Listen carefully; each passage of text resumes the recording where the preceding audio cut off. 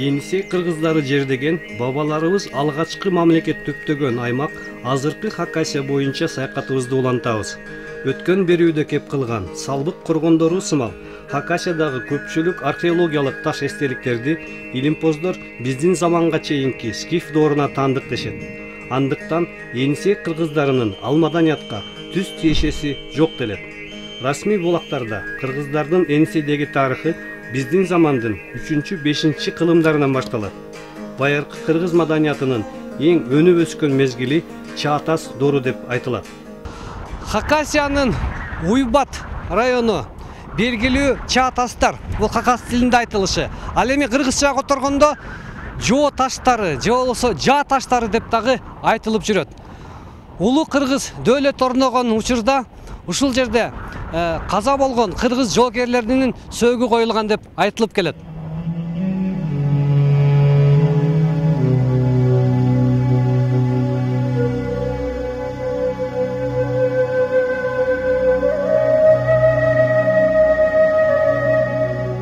Не связано уже непосредственно с нашими кыргызскими предками. Кыргыздарга түз тиешеси бар делген эстеликтер Чаатас бейиттери. Алар скиф доорундагы коргондордон айырмаланып турат. Алар чоң, узун таштар менен коргондолгон дөбө көрүстөндөр. Хакасчалар Чаатас делет. Согуш таштары деп которулат. Сиздерче жоо таш. Чындыгында алар аябай эле өзгөчөлөнүп турушат. Хакастар аларды ыйык тутуп табынышат. Себеби дегенде алар биздин ата-бабаларыбыз болгон кыргыздарга таандык. Алар эмне себептен мындай аталып калган? Уламыштар боюнча биздин балбан билек баатырлар бул жакты басып келген монгол жоокерлерине ыргытышкан таштар ошентип сайылып калган делет. Ушундай кызык түшүндүрмөсү бар. Чындыгында бул биздин баатырлардын душмандарына ыргыткан таштар эмес, көрүстөндөр. Алар биздин замандын 5-9 кылымына, улуу кыргыз хандыгы учуруна таандык.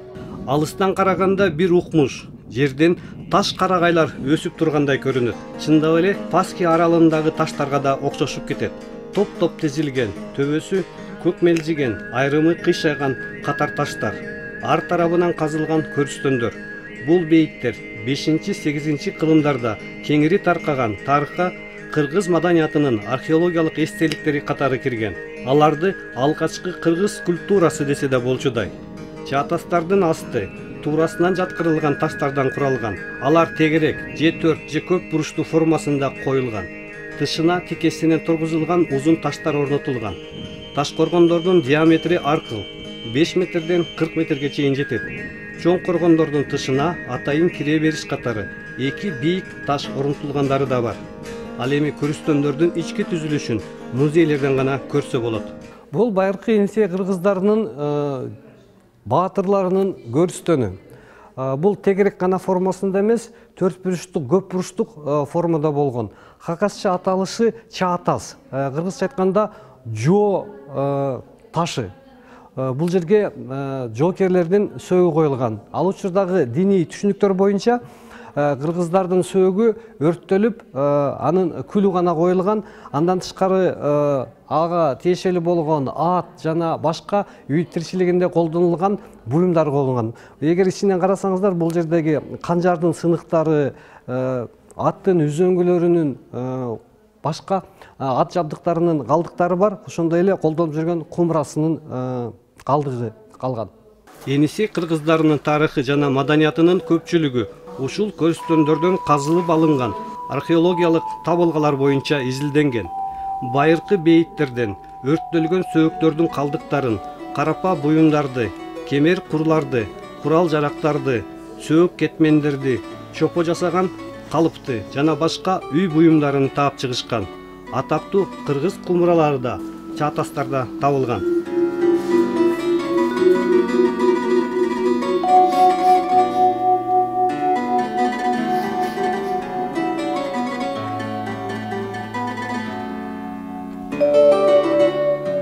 Хакас окумуштуусу Кызыласовдун эсептөөлөрү боюнча Хакасиянын аймагында жалпысынан 60 Чаатастар бар. Мындай таш эстеликтер коюлган көрүстөндөр Алтай, Енисей, Тува, Монголия аймактарында да табылганы маалым. Жергиликтүү элдер илгертеден бери аларды кыргыз сөөктери же кыргыз хур дешери белгилүү. Көпчүлүк Чаатастар кыргыз каганатынын түптөлүп, анан күчтөнүп турган мезгилинде 5-10 кылымдарда курулган. Борбор Азияга үстөмдүк кылган учурда көп кыргыз кыргын тапкан көрүнөт. Бул кылымдарда кыргыздарга тиешелүү деген таш айкелдери башкаларга караганда арбын. Ал кезде кыргыздар отко табынышкан. Отту эң улуу, эң таза, аруу көрүшкөн. Отко от эне деп сыйынышкан. От бардыгынан тазалайт, жаман иштерден, күнөөлөрдөн айрылтат деп өлгөн кишинин сөөгүн отко беришкен. Дүйнөдө рун сымал байыркы түрк жазуулары деген аталыш менен белгилүү жазуулар батыш окумуштуулары тарабынан биринчи жолу дал ушул Уйбатта табылып ачылган. Ошондо байыркы скандинав, герман жазууларына окшоштурулуп рун аталып калган. Аларды ким ойлоп тапкан? Алар кайсы элге таандык болгон? Азыркыга чейин ар кыл божомолдор айтылып, талаш тартыш уланып келет. Биз ушул Тоолуу Алтайды, Какасияны, мынау Туваны кыдырып жүрүп, Батыш Монголия, дегенде Түштүк Сибир, Борбордук Азиядагы ушундай таштагы эстеликтердин баарын карап жүрүп бир ойго келдик да. Буга чейинки окумуштуулардын баардыгы түрк байыркы жазууларын ар кимдерден чыгарып келишкен. Арам элерден чыгарып келишкен, согдалардан чыгарып келишкен, дагы ар кандай таасирлерден. Мынауреки чоңултулган көзгө көрүнгөн маалыматтар караганда түрк элдеринин бул чыгарган алфавити жөндөн жөн алфавит чыгат. Ал алфавит чыгыш үчүн абдан кубаттуу мамлекет болушкан. Ал мамлекетти башкарыш үчүн бирдиктүү тил керек, адабий тил керек. Же бүгүнкү тил менен айтканда мамлекеттик тил керек. Ар кандай мамлекеттин башкарыш үчүн мамлекеттик тил деген түшүнүк элге орнуш керек. Ошол түшүнүктүн биздин бүгүнкү күндөн эсептей турган болсок 1500 жыл, 1600 жыл, балким андан да мурдараак убакыттардан бери ошол элдин түшүнүгүндө көп эн тамгалар, уруу тамгалары, эл тамгалары, урук тамгаларынын баардыгы жүрүп отуруп, булар тамгага айлангандыгын байкоого болот да. Oynuyor tamam mı? Şöyle örgücü, ayakları, şu da ayakları. Айрым таштардын бетинде эски тамгалар байкалат. Бул көп жылдан бери Орхон Энисей жазууларын иликтеп келген түрк окумуштуусу. Монголияда эле 15 жыл байыркы бабалардын жазууларын изилдеген. Кыргызстанда да Манас университетинде иштеген экен. Анын айтымында бул чаатастарда жазуулар жок. Болгону урулук эн тамгалар түшүрүлгөн. Bu bolsa yine aynı. Kobu tamga. Bu 50 tamga. 50. Bu bolsa eb tamga. Эмне деп жазылган бул жерде? Bunlar yazı emez. Bunlar tamga. Kin bular. Bunlar kin. Arif болгон. Elifba bolgan. Olmuş olduğumuz yer Uybat bölgesi. Burada yıllar öncesinde Sakalar, Hunlar, Avarlar, Мындан көп жылдар илгери дүйнөнүн бир бөлүгүнө сак, хун, авар, көктүрк, уйгур жана кыргыздар үстөмдүк кылганын билебиз. Биз турган жер Уйбат аймагы. Бул жерлер өз учурунда толугу менен кыргыздарга таандык болгон. Түрк кагандыгы заманында кыргыздар ээлиги болгону маалым.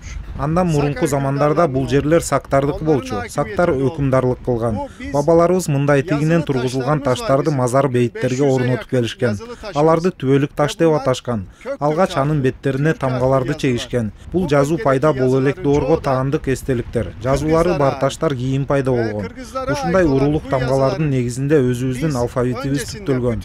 Аны Көктүрк алфавити дейбиз. Рун сымал жазуулар.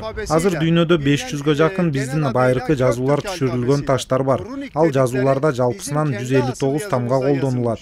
Бул алфавиттин Орхон Энисей жазууларында колдонулган 38 тамгадан турган стандарт үлгүсү бар. Бул жазуулар сактардын, хундардын, кыргыздардын, көктүрк, уйгурлардын бир тектүүлүгүнөн кабар берет. Себеби анын калыптанышына ушул элдердин урулук тамгалары негиз болгон.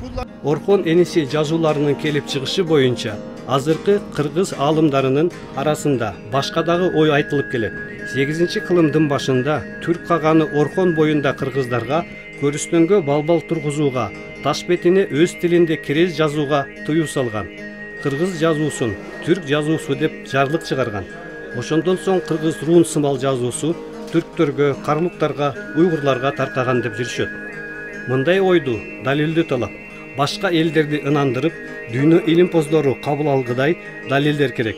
Тилекке каршы азыр кыргыз улутундагы байыркы жазууларды окуй, чечмелей билген 1-2 эле окумуштуу болгону өкүндүрөт. Ал эми өз убагында таштагы сүрөттөрдү, жазууларды шар окуган кишилер көп болгону айтылып келет. Бул Енисей кыргыздарынын жазма адаби тилин көптөгөн кыргыз билген. Аябай көп кыргыз бул жазууну колдоно билген. Мунун далили эмне? Мунун далили Тоолуу Алтайдын ар бир жеринде, Какасиянын ар бир жеринде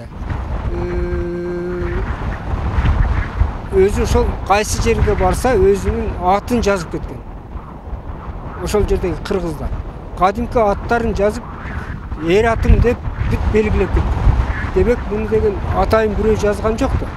Муну катардагы эле кыргыздар жазды. Демек адаби тил 9-10 кылымдарда кыргыз каганатында активдүү мамлекеттик тил деңгээлиндеги тил болгон.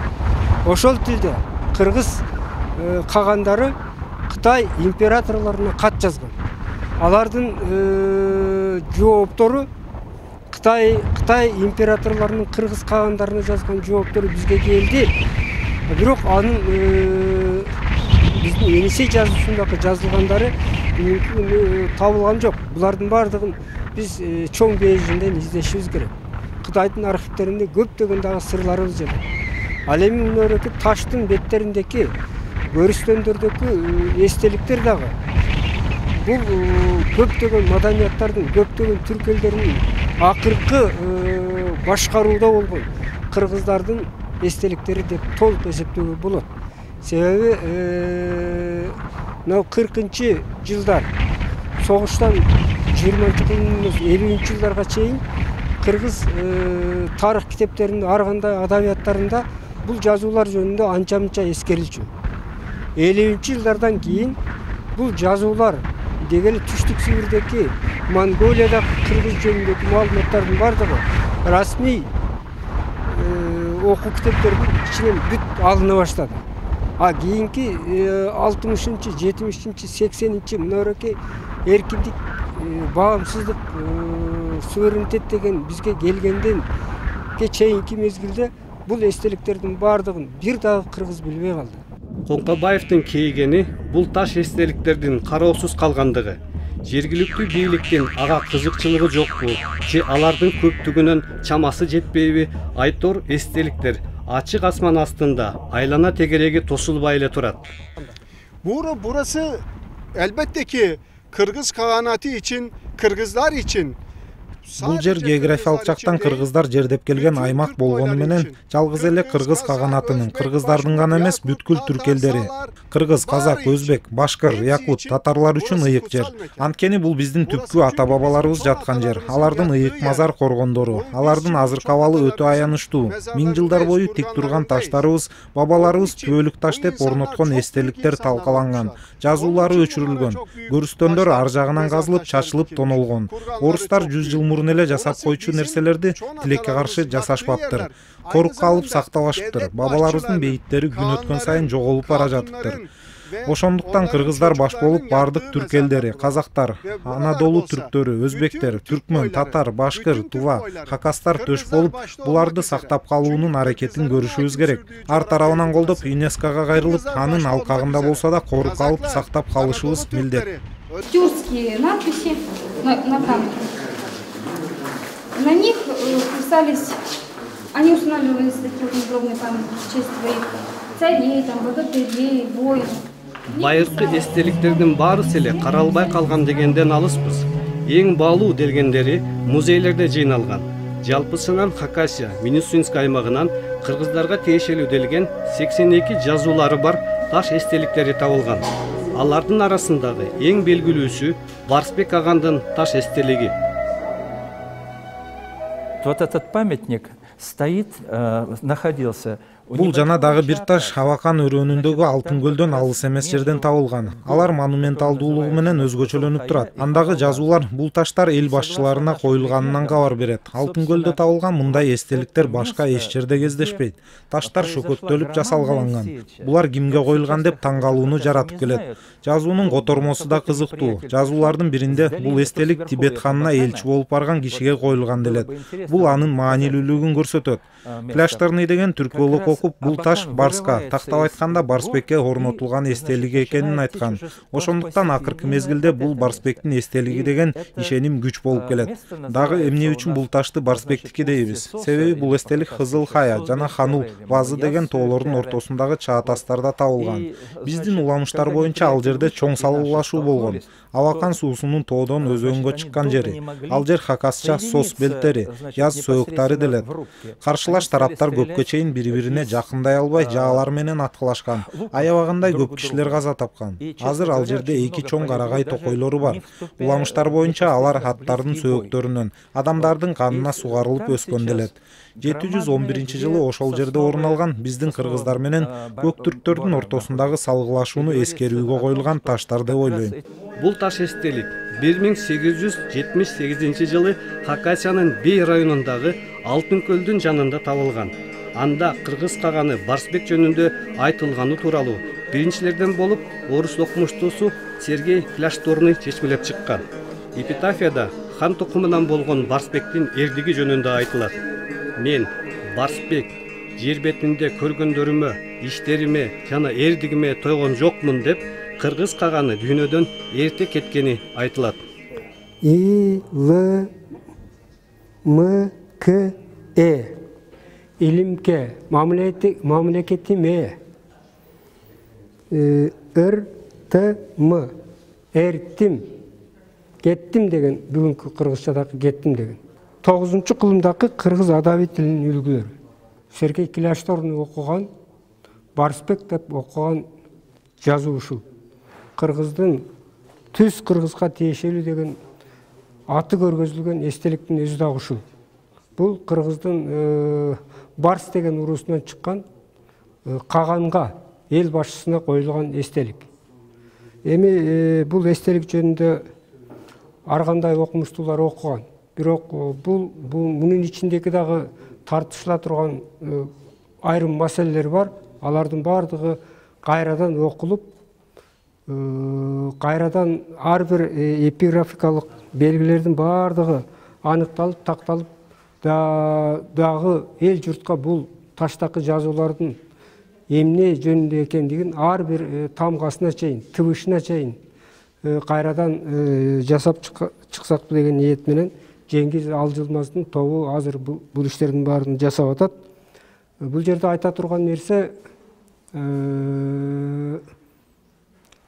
кыргыз каганатынын болгондугунун, анын жазуусунун адаби жазма тилинин болгондугунун эң белгиси ушул. Мына музейдин ичиндеги 80ге жакын жазуунун Николай Мартьянов өзүнүн учурунда чогулткан жазуулардын бардыгы Енисейдеги кыргыз каганатынан калган эстеликтер, биринчиден маданий эстеликтер, экинчиден бул ошол доордогу кыргыздардын жазма адаби тили. Бүгүнкү Кыргыз Республикасында Кыргызстан деген мамлекетте жашаган ошол Енисей кыргыздарынын тукумдары чындап тарыхы үчүн, эли үчүн, журту үчүн сыймыктана турган маданий эстеликтерибиздин башаты ушул. Мына жердеги эстеликтерди карасаңар, канча эстелик турат. Ушулардын бардыгы Енисейдеги кыргыз каганатынын доорунда, каганаттын гүлдөп турган доорундагы жазылган эстеликтер. Бул эстеликтердин бардыгы окулган окумуштуулар тарабынан. Өзгөчө кийинки кездерде окуган Игорь Кармушиндин бул байыркы эстеликтерге жасаган мамилесин өзгөчө белгилесек болот. Ал эми кыргыздардын орто кылымдардагы байыркы тарыхындагы жана ошол тарыхтагы социалдык абалындагы маселелердин бардыгын кайрадан изилдеп, биздин чыныгы маданиятыбызды, чыныгы тарыхыбызды колдонгон, ошол доордо колдонулган чыныгы нукура адабий тилибизди бүгүнкү кыргыз журту өзгөчө жаштардын такыр кабары жок десек болот. Мына ушундай улуу мурастан бизди айырган доор өттү. Кыргыз мамлекети өзүнүн эркин жашап аткан 20 жылдыгынын алдында бул тарыхый бай мурасты элге кайтарып берүү бүгүнкү окумуштуулардын кечиктирилгис милдети деп эсептейм. Эгерде биздин Кыргызстандын тарыхында жана кыргыз элинин тарыхында бул маданият чагылдырылбаса, окутулбаса, биздин келечегибиз да жакшы болбойт. Ошондуктан байыркы аталарыбыздан калган мурасыбызды мындан ары коруп, мындан ары булардын кыргыз жаштарына биздин келечегибизге үйрөтүшүбүз керек. Мына патриоттуулук деген, мекенчилдик дегендин бардыгы дал ушундан башталыш керек.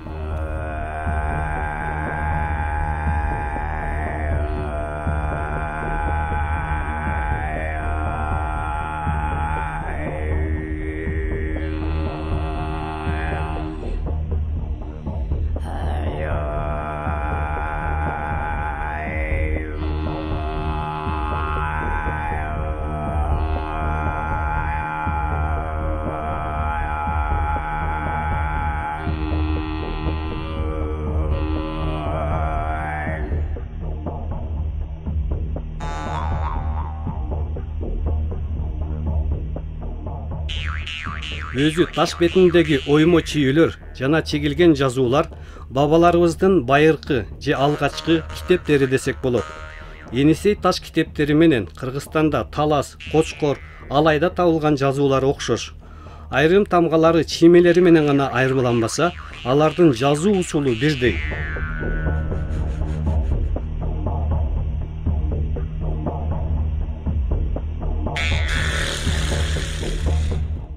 Бүгүнкү берүүбүздүн соңунда Хакасиядагы Кыргыз деген аталыштагы жер суулар жөнүндө кеп кылмакчыбыз. Бутанаевдин айтымында азыр жалпысынан 20дан ашык Кыргыз же Хакасия Кыргыз деген жер суу аттары бар. Кыргыз көлү Хакасиянын түндүгүндө жайгашкан. Кыргыз аргылары, аргычагы деп бабаларыбыз казган арык каналдар аталат. Чоңдору Кыргыз кобу делет. Кыргыз сук деген аталышта Хакасияда 5 дайра бар. Кара суу деп хакастар, булактарды аташат. Кыргыз чул, Кыргыз өзөнү деген жер азыр деле бар. Кыргыз көдүрдизи, Кыргыз сазы, Уз дайрасынын бою, уламыштар боюнча түштүккө ооп кеткенге чейин кыргыздар ушул аймакты жердешкен. Наиболее устойчивые названия — это, конечно, гидронимы, то есть названия рек. Эң туруктуу аталыштар бул гидронимдер, көл суулардын аттары. Биздин Хакас-Минусинск аймагында Кыргыз сук деген кыргыз суулары, кыргыз өзөндөрү бар. Мисалы Абакандын бир куймасы ошентип аталат. Коңшулаш Тоолу Алтайдын тургундары биз жакты кыргыз жери деп аташчу. Түндүктөгү Орук көлүнүн Чулумга кошулган куймасы да Кыргыз чул, кыргыз өзөнү деп аталат. Андан ары Томск областында Кыргыз кул деген көл бар. Ал жакта Чулум хакастары жашайт. Бирок алар азыр Чулум түрктөрү деп аталып калышты. Ал жакка барганда сурадым эле, эмнеге мындай аталып калган деп. Алар мага бир кызык түшүндүрмө беришти. Байыркы замандарда Чулумдун өр жагынан бул жакка кыргыздар келишчү экен, салык чогултканга.